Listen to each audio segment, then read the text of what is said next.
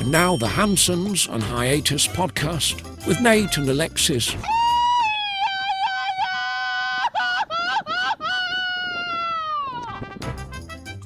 Happy Friday, fuckers. It is episode 41 of Hansons on Hiatus. I am your host, Nate. This is my wife, Alexis. Hey guys, how's it going? And don't forget to support the podcast. buymeacoffee.com/Hansons on Hiatus. You can get us a beer. You can get a couple beers. We appreciate anything. And don't forget to like, follow, subscribe on YouTube at Hansons on Hiatus, Spotify, Instagram, all the grams. All the things. All the things. All Do the it for things. the gram. Do it for the gram. Well, this is, we are technically in Iowa right now. So we did record this a couple days ahead of time. So we just thought we'd talk about our previous weekend in Mexico before, we came back to the States to see some family. For sure. And this happened, so this was last Wednesday. Mm-hmm. And we were riding our bikes down to the ferry pier to go see our friend Caroline, who the host of the Bitch Beer podcast, and lots of other things. But we were going to go meet her because she was on a cruise to Cozumel. A lot of times people that fly or cruise and land in Cozumel or dock will hit us up and say, hey, you want to meet up? Yeah. Sometimes we can. So yeah, if you're ever on a cruise and you're going to Cozumel, shoot me a message. And if we're available, we can try to meet up. But it is like across the, the channel, I guess. Yeah. You got to take the ferry. The ocean. Yeah.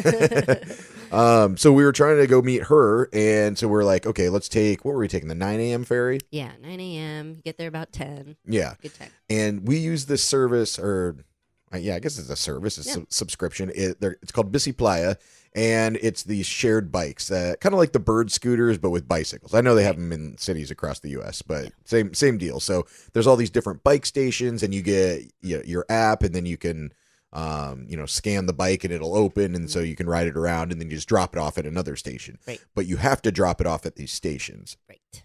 And we have had these, for 2 years now, maybe? Yeah. Yeah, so years. we've had the year subscription. It's great. I mean, it's what is it? Like $20? No, $15 for the year. Yep. I mean, it's not as good of a deal if you're a tourist, because then you only use it for, a month or whatever, and I think it's about the same price. It's like $15. Yeah, we look out, especially with MasterCard, we get like special deals. Yeah, exactly. It's cheaper. So what you do is you scan it on the app. It pops open, start the ride. It says how long you've been on the ride. And then when you end it, you have to lock the bike and then go onto the app and hit end ride. And it has like the map and everything like that. And then it tells you like how long you're riding, how far you went and everything.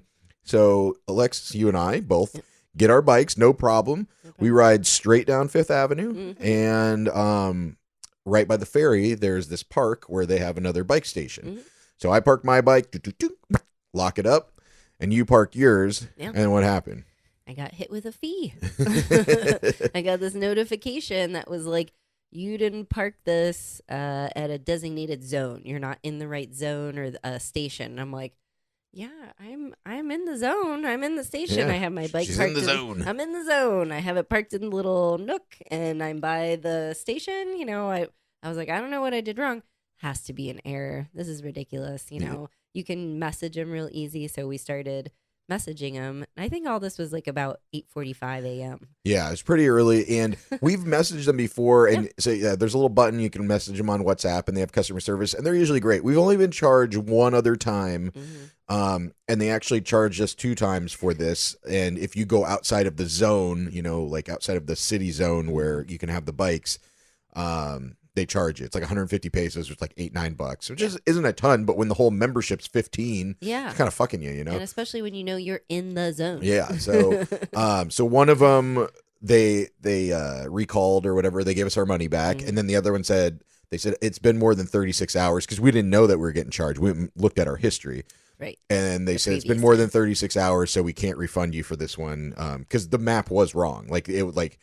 It looked like you were going straight and then went bang, bang, and it went outside of the zone. So it was just like the GPS fucked up. Right.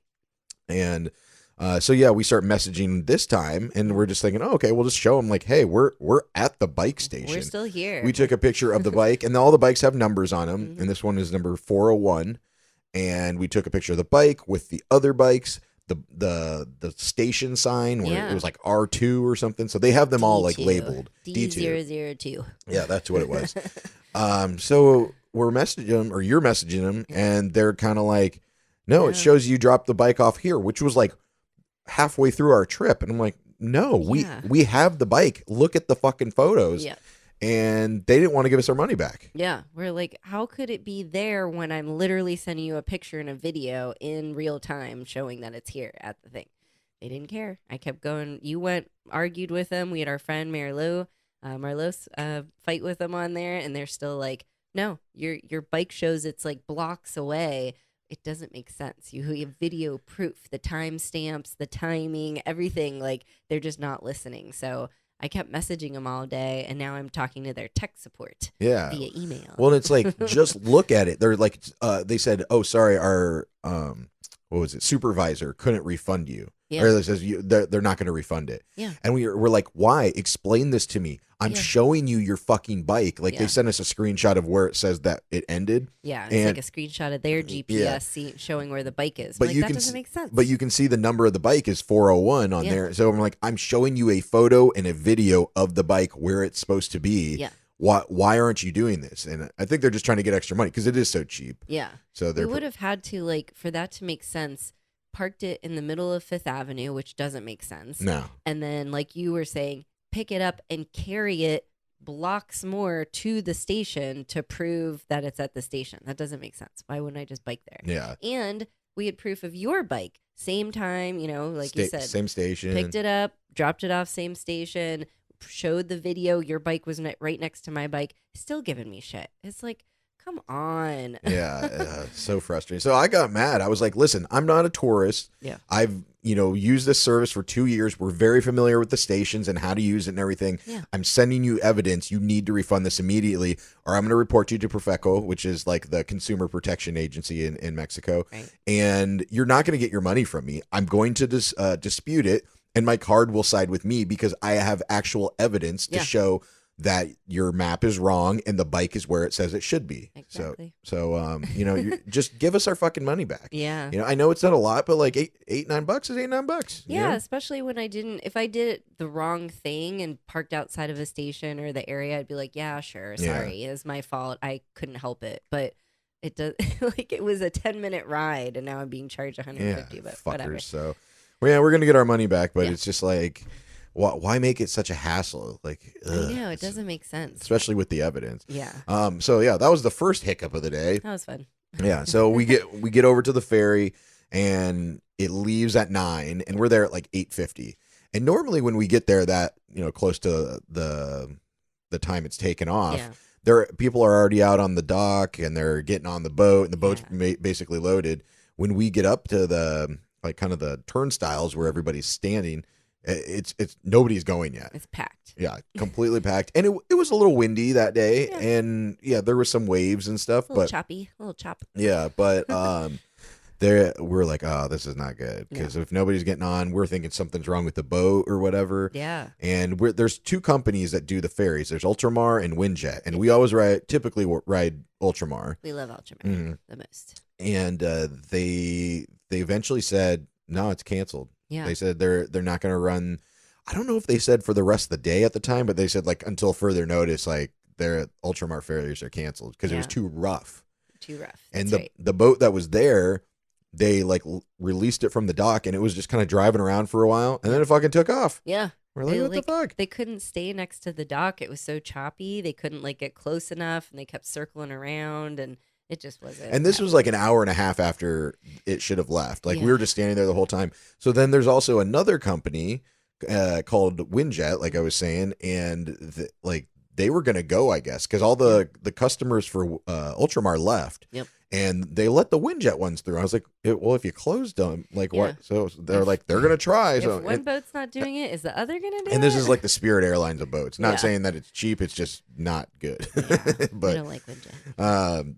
but we're like we're trying to get over there. So if they're gonna go, so I get on my app and I buy some Windjet tickets, and We see the Windjet boat come. And Yeah. they did the same thing, kind of like turning around the dock, trying to park, and then they actually had people on their boat no, yeah, and they're unloading them. And Well, they were trying to. trying to. Yeah, so we're like, okay, we're going. So they get the boat and they're trying to park it and it keeps like turning around and everything. We're like, what the fuck? It looks sketchy. And they get it close enough where they tie up the front, but the back is kind of swaying back and forth. Yep. So they put that little like The bridgeway. Yeah, the bridge walkway thing out so people can get off the boat. And it's like, like a couple people get off and then the boat would like sway back the other way, and they kept on doing that. Kept seeing him take the bridge off and on and put it back off and on. The lady with a wheelchair that they had to wheel off, they're like backing a lady out backwards in a wheelchair. We're like, oh my god, this is gonna be bad. And then at people can bring luggage on the boat, so they had to get the luggage off.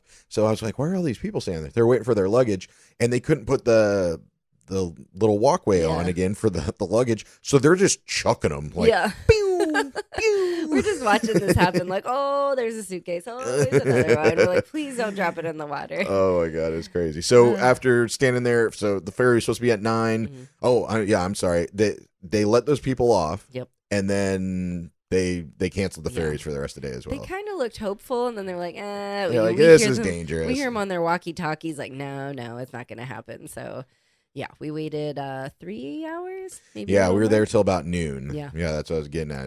We were hopeful. So I felt bad. We were trying to meet our friend Caroline, and you just couldn't get to her. So that's never happened before. Last year, we couldn't get back from Cozumel. Right, we were stuck with my parents. Yeah, that's right.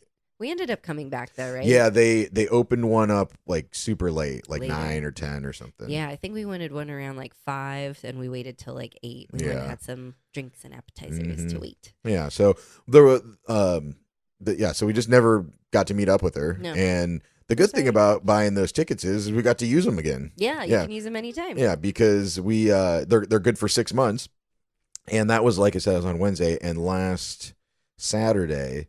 We had a Christmas party with our friends in Cozumel. Our Sunday Fun Day crew. Yeah. So that was fun. We took the ferry over there, got to use the Ultramar tickets that we bought the first time, and then on the way back we got to use the Windjet one. Yeah, that was great. So, we already had our tickets. Check. Yeah. So fun Christmas party. Our friend Wanda is an amazing cook. She is. Just made all this food. I made a dessert. We brought drinks. She loves to cook. She did like Oktoberfest for us, and I think we did a Thanksgiving there. Now this is our first Christmas there.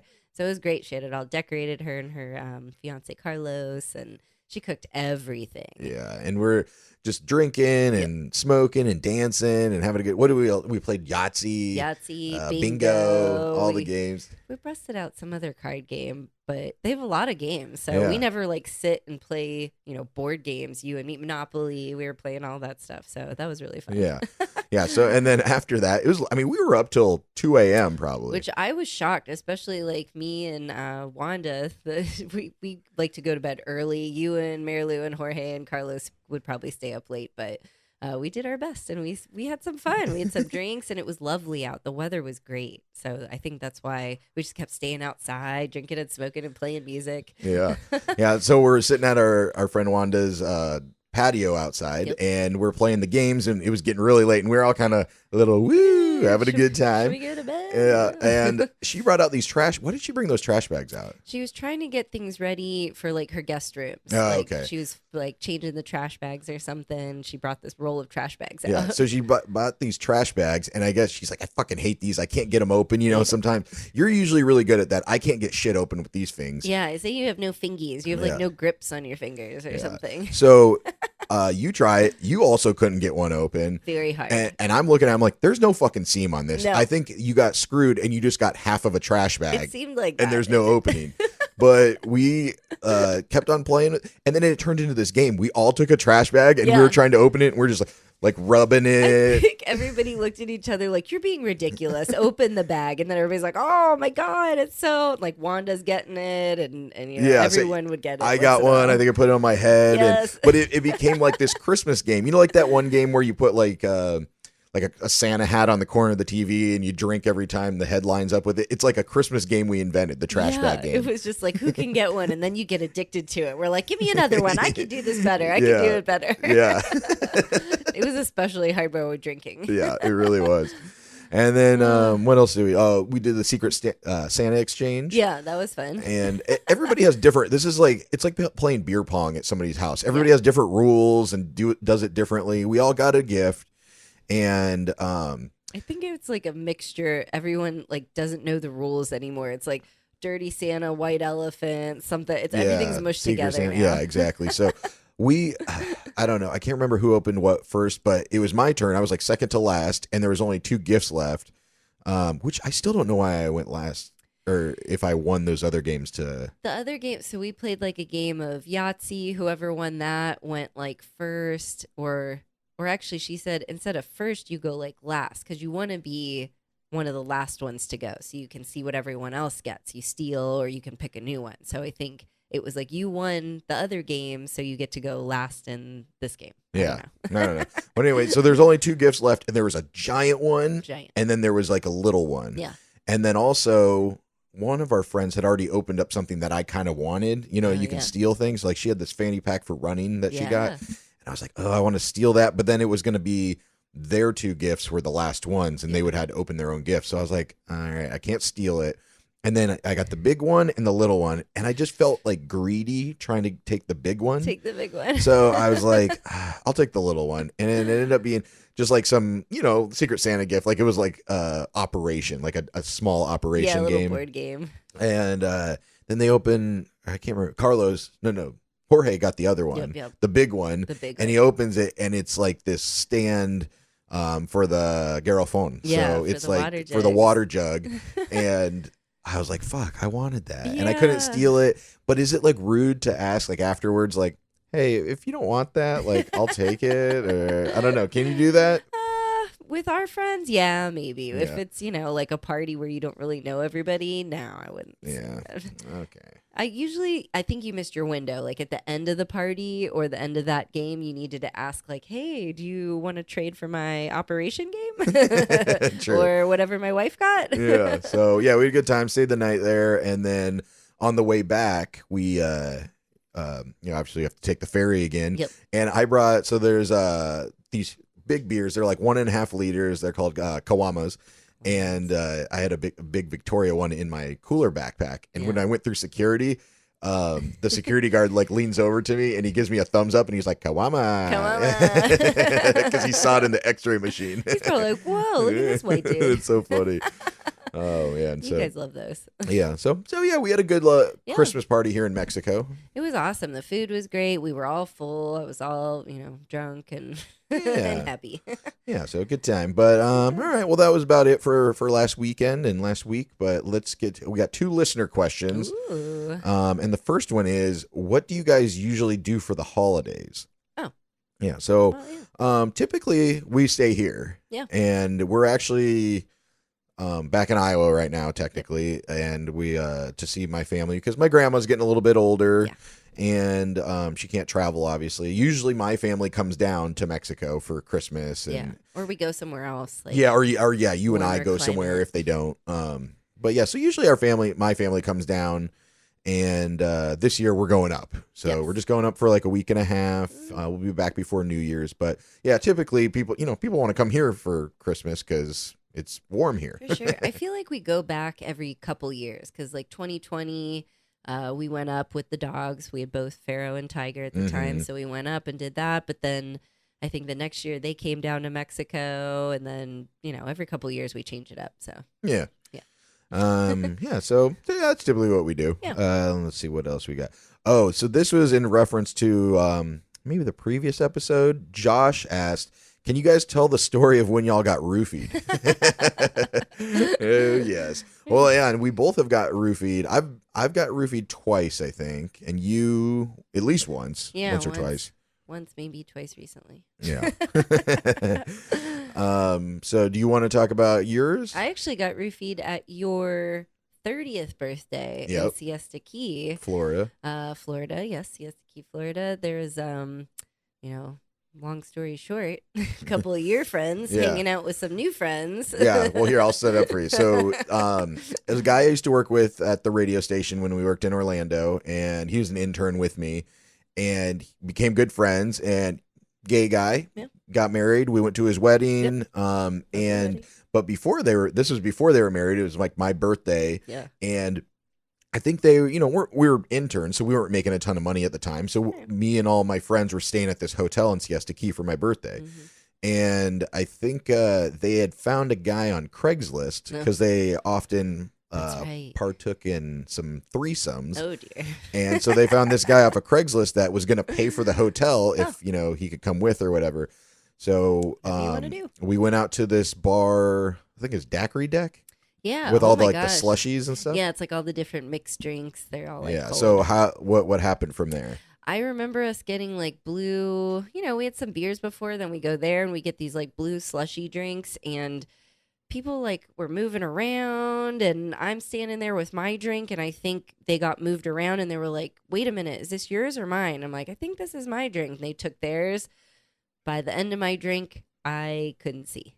I couldn't see straight. I just remember drinking it, and then we were going to your birthday dinner after Daiquiri Deck.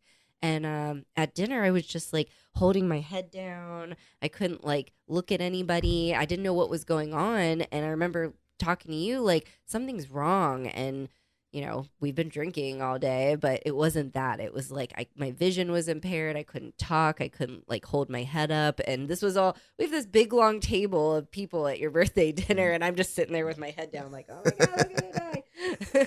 And then, I think you snuck me out of there, right? Yeah, I took you back to the room. That's right. And I knew something was wrong because, like you said, I mean, you'd had like one, maybe two drinks, and you were like, you couldn't see. Yeah. So I didn't know exactly what was wrong, but I just thought you were like drunk or whatever, or, you know, reacted to the alcohol weird or something, because just for the little amount that you had, you were acting super weird. And you know me, like I don't drink that much or that fast, I'll say. So I can drink throughout the day, but it was bad. I just remember I couldn't see. It was freaking me out. When you took me back to the hotel room, people, like all your friends were at dinner, but some were still like running around drinking. So people were like banging on the door, like, Nate, come out, let's take shots. And I'm just like in bed, like, no. Yeah. So yeah, I think they admitted later that, it was like something that they do. It was like a role play thing where they like roofie each other and like take advantage of them or something. Make sure you keep track of your drink. Right? You don't roofie a 5'3", 100 whatever pound girl.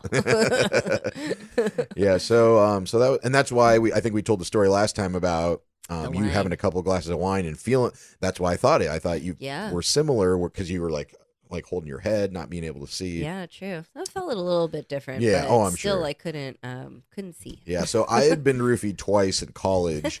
And Sorry. basically the same thing, but reverse. So one of the times there's this college bar called The Library at UCF.